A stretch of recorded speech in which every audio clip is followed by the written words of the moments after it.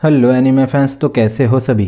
So guys, इस video में मैं एक्सप्लेन करने वाला हूँ मशाल के सीजन 1 के एपिसोड 7 की स्टोरी को। तो अब बढ़ते हैं हमारे एक्सप्लेनेशन की तरफ इस इंट्रो के बाद।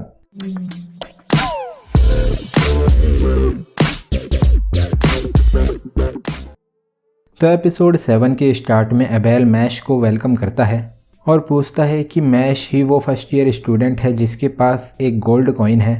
तो मैश एबेल को हाँ बोलता है। फिर एबेल मैश से पूछता है कि वो डिवाइन विजनरी क्यों बनना चाहता है। तो मैश कहता है क्योंकि वो अपनी फैमिली के साथ पीसफुली रहना चाहता है। तभी एबेल मैश को मिसगाइडेड बताता है और कहता है कि डिवाइन विजनरीज उनके वर्ल्ड के कारीगर हैं और डिवाइन विजनरीज बहुत पावरफुल और ग्रेट होते हैं, पर मैश में डिवाइन विजनरी बनने के उत्साह की कमी है। फिर मैश एबेल से उसके बारे में पूछता है तो एबेल बताता है कि वो इस वर्ल्ड को इसकी राइटफुल फॉर्म में वापस ले आएगा। और क्या मैश को पता है कि ह्यूमैनिटी पहले से ज़्यादा निखरी कैसे है, क्योंकि उन्होंने बहुत मेहनत करके लूटपाट की है और जो लोग उनसे वीक थे उन्हें एबेल ने डिस्ट्रॉय कर दिया था। फिर एबेल मैश को सोसाइटी की करंट सिचुएशन देखने को कहता है, जो कि कमज़ोरों को शेल्टर दे रही है और इक्वलिटी के लिए फ़ाइट कर रही है और दया को इंकरेज कर रही है, पर ये सब नॉनसेंस है। फिर एबेल कहता है कि सोसाइटी अपनी आंखों को बंद करके रियलिटी को चेंज करना चाहती है, पर वो सभी नेचर से बीस्ट हैं, इसीलिए ह्यूमन सोसाइटी में कमज़ोर लोगों को लूटना और उनका एडवांटेज लेना सही है। इससे वो सुपीरियर बींग्स फल फूल पाएंगे और ये ही नेचर का लॉ है। तभी मैश कहता है कि उसे सब समझ आ गया है और एबेल कह रहा है कि वो भी पीसफुली रहना चाहता है। फिर लव कहती है कि मैश क्या कर रहा है और मीलो कहता है कि क्या मैश एबेल की बात सुन भी रहा है या नहीं। तभी एबेल कहता है कि वो मैश के इन वर्ड्स को शत्रुता की तरह लेगा।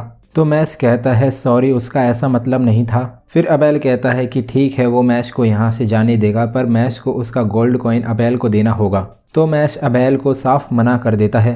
तभी एबेल कहता है कि मैश के पास उसे मना करने का राइट नहीं है। फिर एबेल मैश पर एक पपेट से अटैक करता है तो मैश उस पपेट के धागे तोड़ देता है, जिससे वो पपेट सिल्वा बन जाता है। तभी मैश कहता है कि ये इतना हार्ड नहीं था। फिर एबेल मैश पर दूसरे पपेट से अटैक करता है तो मैश कहता है कि ये पपेट आयरन से बना हुआ है।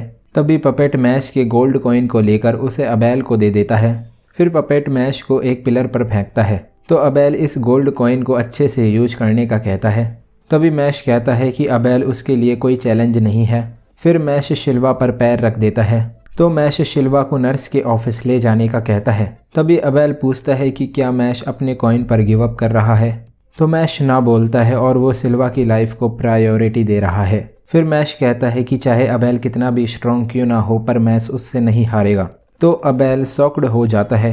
तभी एबेल सोचता है कि मैश के पास बहुत कॉन्फिडेंस है और क्या वो बोलने से पहले सोचता नहीं है और उसे मैश को लेकर अच्छी फीलिंग नहीं है। फिर एबेल के पपेट का एक बटन गायब होता है और एबेल के हाथ में पपेट का बटन होता है। तभी लव सोचती है कि उसने अभी एक अनथिंकेबल चीज देखी है और जब पपेट ने कॉइन को फेंका था तब मशरूम हेड ने पपेट के बटन को तोड़कर बटन को कॉइन की तरफ फेंका था। फिर बटन कॉइन से मिड एयर में टकराया था और मैश ने अपने लंग्स की पावर से गोल्ड कॉइन को अपने मुंह में ले लिया था।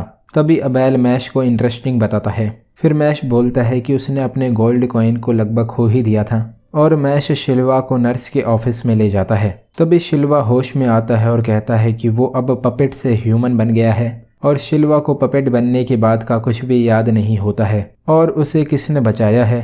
फिर मैश वहाँ पर एक्सरसाइज कर रहा होता है तो शिल्वा मैश से पूछता है कि क्या वो उसे यहाँ पर लेकर आया है।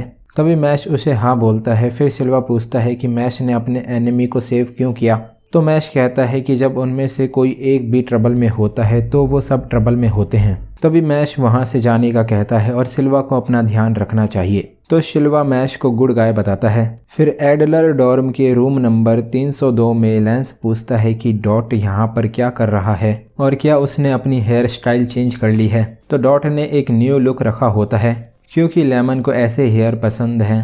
फिर उन दोनों से पूछता है कि वो उसके रूम में क्यों आर्ग्यू कर रहे हैं। तभी डॉट सोचता है कि लेंस का फेस 70% से ज़्यादा स्कोर करता है और लेंस लंबा भी है, इसीलिए लेंस लाइफ के गेम को इजी मोड पर खेल रहा है। फिर डॉट लेंस को इस रूम से जाने का कहता है तो फिन कहता है कि ये उसका रूम है। तभी डॉट लेंस जैसे गुड लुकिंग गाय से हेट करता है तो लेंस कहता है कि वो भी रूड लोगों से हेट करता है। और क्या वो डॉट को इस ही वक्त इस वर्ल्ड से गायब कर दे।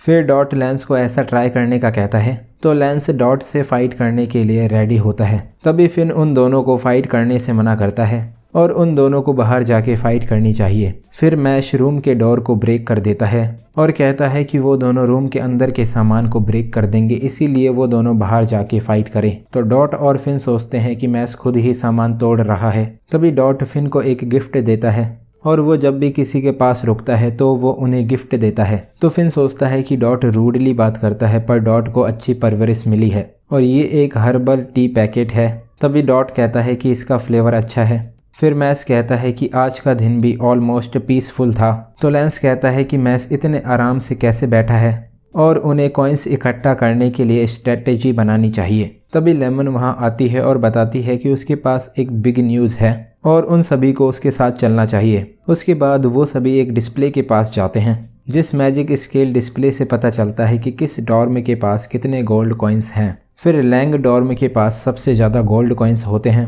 पर एडलर डॉर्म में बस मैश के पास ही एक गोल्ड कॉइन है और लैंग डॉर्म स्कूल ईयर की शुरुआत से ही बाकी के डॉर्म्स के कॉइन्स को जीत रहा है और एडलर डॉर्म के अपर क्लासमैन्स अभी ऑफ कैंपस इंटर्नशिप पर गए हैं जो कि लैंग डॉर्म को रोक सकते हैं। फिर लैंग डॉर्म में सब प्योर ब्लड वाले स्टूडेंट्स हैं और उनकी आइडियोलॉजी भी सही नहीं है और अगर ऐसा ही चलता रहा तो इस साल डिवाइन विजनरी लैंग डॉर्म का कोई स्टूडेंट होगा। फिर लेमन बताती है कि ऑर्का डॉर्म के स्टूडेंट्स अपना ज़्यादा टाइम रिसर्च में लगाते हैं, इसीलिए अब एडलर डॉर्म को ही लैंग डॉर्म के इस प्लान को रोकना होगा। तभी डॉट सोचता है कि लेमन उन्हें बहुत अच्छे से सिचुएशन समझा रही है, तो लेमन मैथ से हार्ड ट्राई करने का कहती है। फिर लेंस बोलता है कि उसे लैंग डॉर्म के स्टूडेंट्स को डिफीट करके अपना ऑब्जेक्टिव पूरा करना होगा। तो मैश और डॉट भी कॉइन्स कलेक्ट करने के लिए रेडी होते हैं और फिर उन्हें बेस्ट ऑफ लक कहता है। फिर मैश कहता है कि वो पीस के लिए अपनी मसल्स का यूज करेगा। देन वालबर्ग मैश को उसके एक्शंस के लिए एक सुपरफिशियल पनिशमेंट देते हैं, जिसमें उसे आउल हट को एक हफ्ते तक साफ करना होगा। तो मैश कहता है कि वो कॉइन्स कलेक्ट करने के लिए मोटिवेटेड था। तभी लेंस मैश की हेल्प करने आता है, तो मैश लेंस से पूछता है कि वो हेल्प क्यों करना चाहता है। फिर लेंस कहता है कि लैंग डॉर्म के स्टूडेंट्स मैश पर अटैक कर सकते हैं क्योंकि मैश के पास एक गोल्ड कॉइन है और जब वो लोग यहाँ आएंगे तो लेंस उन्हें हंट करेगा। तभी मैश कहता है कि लेंस उसके लिए वरीड है, तो लेंस कहता है कि ऐसा कुछ नहीं है। फिर शिनरी ओलोरे से कहता है कि क्या उसे पता है कि अगर एक बार टाइम चला जाता है तो वो टाइम कभी वापस नहीं आता। तभी ओलोरे इसे ऑब्वियस स्टेटमेंट बताता है और अब वो दोनों एक और गोल्ड कॉइन एक्वायर करेंगे। तो शिनरी कहता है कि टाइम के फ्लो को कोई नहीं रोक सकता है। फिर मैश आउल हट की सफाई कर रहा होता है और लेंस कहता है कि इन उल्लुओं को मैश अच्छा नहीं लगा। तभी मैश कहता है कि उसने इन उल्लुओं के साथ ऐसा क्या कर दिया। तभी ओलोरे सी फील्ड मैजिक स्पेल से मैश को पानी में डाल देता है और शिनरी शूरिकेन से लेंस पर अटैक करता है। फिर लेंस उसके अटैक को डॉज कर देता है और ओलोरे बोलता है कि वो यहाँ मैश के गोल्ड कॉइन के लिए आए हैं। तो लेंस उन दोनों को लैंग डॉर्म का बताता है।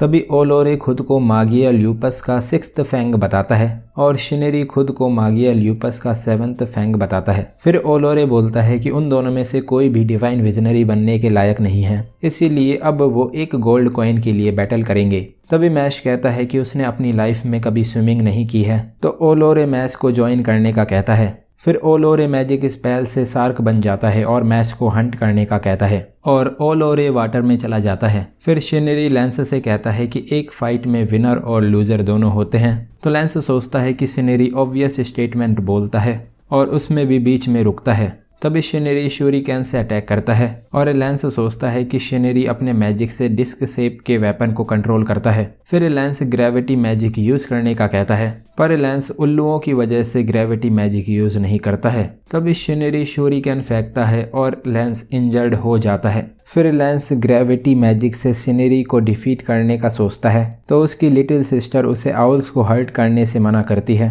इसीलिए लेंस ग्रेविटी मैजिक यूज नहीं करता है। तभी शिनरी कहता है कि इस वर्ल्ड में बस स्ट्रॉन्ग लोग सरवाइव करते हैं और शिनरी डबल शूरिकेन से अटैक करता है। फिर लेंस के पीछे आउल्स होते हैं, तो लेंस शूरिकेन को अपने ऊपर ले लेता है। तभी शिनरी बोलता है कि लेंस की वैंड मैग्नोलिया की बनी है और लेंस क्राउन फैमिली से है और क्राउन फैमिली उनके ग्रेविटी मैजिक के लिए फेमस है। फिर शिनरी ने सुना होता है कि क्राउन फैमिली का बड़ा बेटा घर से भाग गया है और लेंस बहुत वीक है, तभी शिनरी पूछता है कि क्या लेंस अपने कम टैलेंट की वजह से घर से भागा है, और ह्यूमंस खुद को दूसरों से कंपेयर करके जज करते हैं और जब तक उसके नीचे कोई है तब तक वो अपनी सुपीरियोरिटी बनाए रखता है। इसीलिए लेंस जैसे वीक लोगों की भी इस वर्ल्ड में ज़रूरत है। तभी लेंस बहुत कम मैजिक पावर यूज़ करके ग्रेवियोल स्पेल यूज करता है जिससे एक शोवेल नीचे गिर जाता है। फिर शिनरी लेंस को फिनिश करने का कहता है और एक क्राउन फैमिली मेंबर को डिफीट करके वो खुद को सुपीरियर बीइंग मानेगा। तभी शिनरी ट्रिपल शूरिकेन से लेंस पर अटैक करता है,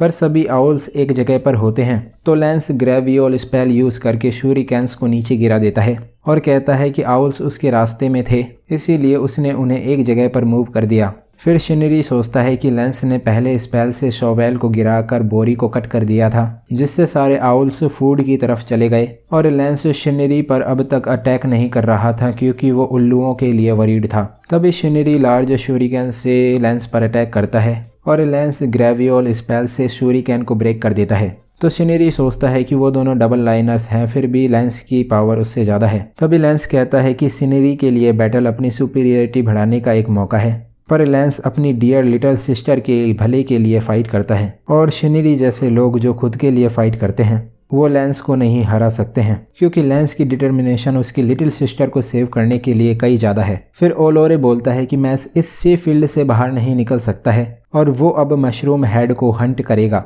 तभी ओलोरे के बगल से कोई बहुत तेजी से निकलता है तो ओलोरे शॉक्ड हो जाता है और सोचता है कि ह्यूमंस 10 किलोमीटर पर आवर की स्पीड से ज़्यादा तेज स्विम नहीं कर सकते हैं। फिर ओलोरे मशरूम हेड को ढूंढता है तो मैश उसके बगल से निकलता है। तभी ओलोरे सोचता है कि मैश तो कह रहा था कि वो तैरना नहीं जानता है, तो मैश कहता है कि उसे भी नहीं लगा था कि वो स्विमिंग कर पाएगा, इसीलिए थैंक यू। फिर मैश बहुत फास्ट स्विमिंग करता है और ओलोरे सोचता है कि हंट होते टाइम ऐसा फील होता है। फिर ओलोरे सीरियस होकर she shark evolution spell use करता है और अब उसकी इस फॉर्म में कोई उसे नहीं हरा पाएगा। तभी मैश ओलोरे को पंच मारकर पानी से बाहर ले जाता है। फिर लेंस मागिया ल्यूपस से एक गोल्ड कॉइन ले लेता है। तभी मैश कहता है कि अगर 6 और 7 फैंग की ये पावर है तो वो मागिया ल्यूपस को आराम से हरा देंगे। देन रेजर वहां पर आता है और कहता है कि मैश बड़ी जल्दी कंक्लूजन पर जंप कर रहा है। तभी लेंस ग्रेवियोल स्पेल यूज करता है पर उसका मैजिक वर्क नहीं करता है तो मैश रेजर पर अटैक करने वाला होता है और रेजर कहता है कि वो यहाँ पर बस अपने साथियों को लेने आया है। फिर मैश रेजर पर पंच करता है पर रेजर टेलीपोर्ट होकर उसके अटैक से बच जाता है। तभी रेजर अपने साथियों को एक मैजिक बोतल में ले लेता है और कहता है कि वो मैश से दोबारा जल्दी मिलेगा। देन रेजर वहां से चला जाता है और लेंस कहता है कि मागिया ल्यूपस को क्रश करना वर्थवाइल होगा। तभी रेजर के मास्क में क्रैक आ जाता है जो कि मैश के पंच की वजह से होता है। फिर रेजर बोलता है कि मैश के पास बिना मैजिक के भी इतनी स्पीड है और मैश भी उसी की तरह है। सो गाइस, यहाँ पर मशैल के सीजन 1 का एपिसोड 7 एंड हो जाता है। तो अगर आपको ये वीडियो अच्छी लगी हो तो इस वीडियो को एक लाइक कर देना। मैं मिलता हूँ आपसे नेक्स्ट वीडियो में। Thanks for watching.